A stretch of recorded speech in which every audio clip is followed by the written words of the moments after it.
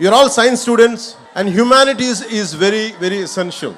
Humanities is the one, gives the purpose. Philosophy, art forms, social sciences, this all would give you the purpose of any invention. The ultimate learning for anything is for a betterment of other human beings, betterment for all the individuals, for entire humanity. So in that way, really learning, and this festival really made me quite interesting.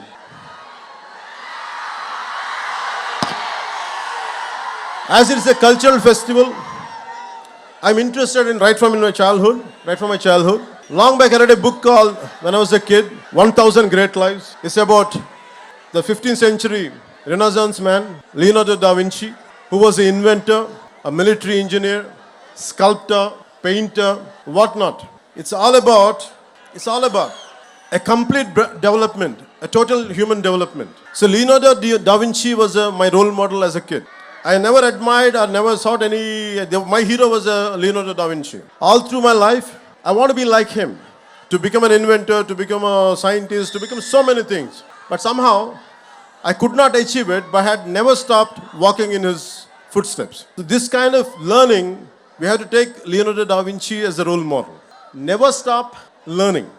I had never stopped learning till to date. If you look at, all you are equipped with a great knowledge, great expertise, but if all the knowledge and expertise does not help our fellow human beings or humanity, the purpose would be lost. If you look at Israel, with the one river, Jordan, with all the difficulties, the terrain which is not convenient for agriculture, and completely surrounded by so many hostile nations, but they're able to do extreme innovation in agriculture, in military technology, in IT, whatnot, many things. Somehow it all depends on never run away from a conflict, never run away from any kind of adversity, especially never run away from any kind of failure.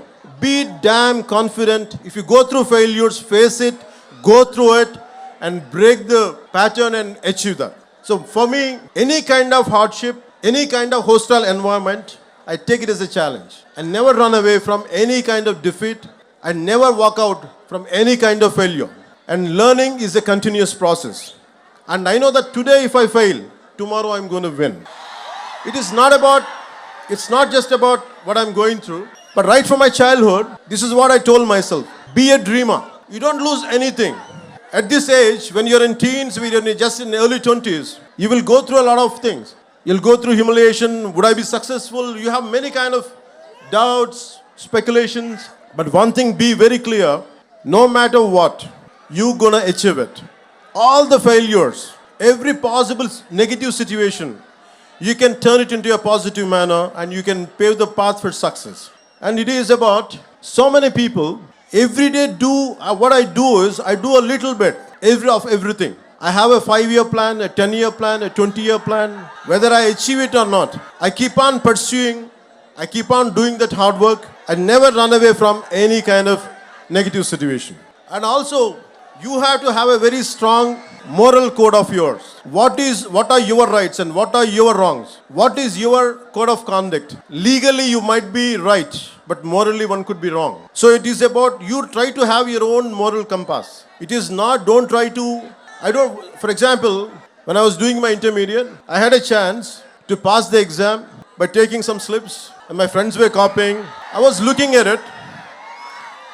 I would have passed, but I thought, would I feel good by the end of the day? Suddenly I remembered Mohandas Karamchand Gandhiji's life lesson when he tried to copy in a school and he said no to it. So I took the example of Gandhiji and never copied. I failed. I didn't succeed, but I failed. I took that failure in a dignity rather than cutting in a shortcut way and achieving exam results, good results. I prefer to be a failure with honesty. So that's what I believe. Because you have to have a very strong moral compass. So what are your moral guidelines? What would be planning to achieve in which way? Don't have any kind of shortcuts in life. Shortcuts might be giving you an edge for a time being. Eventually you would get caught up with your wrongs. So I advise you, I request you, don't cut short. Don't try to take shortcuts in life. Face the hardships, face the difficulties, and you would be a better person. Society has so many intellectuals, so many capable people. And you know about the first father of nuclear bomb, Oppenheimer. Technology and innovation should have a human face. We should have empathy. And Oppenheimer, after blasting the first nuclear bomb, he said, "We have unleashed death. I have become the death merchant." And that kind of technology will never make us happy. It is about a simple invention, a simple app which would better lives. For example,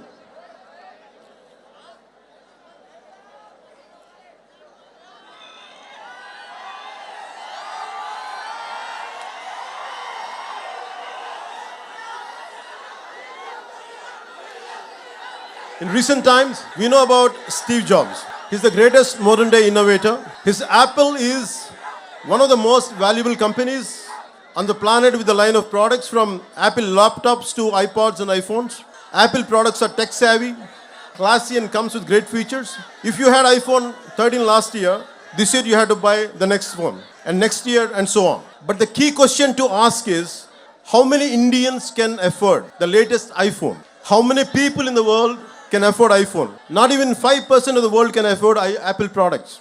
But thousands of techies in global giant like Apple spend 90% of its R&D and time for that niche 2 to 3% of world population.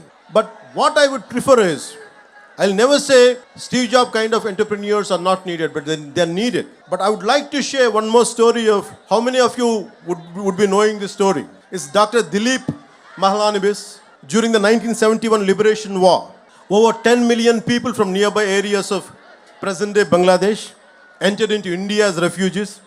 A massive cholera epidemic started in the refugee camps. There were hardly any medicines or trained staff or doctors. Dr. Dilip Mahalanobis deployed the ORS therapy, which is known as oral rehydration solution, even before it was given approval by the authorities. Even though the doctor took the flak, this timely intervention saved millions of people, and thanks to his ORS therapy.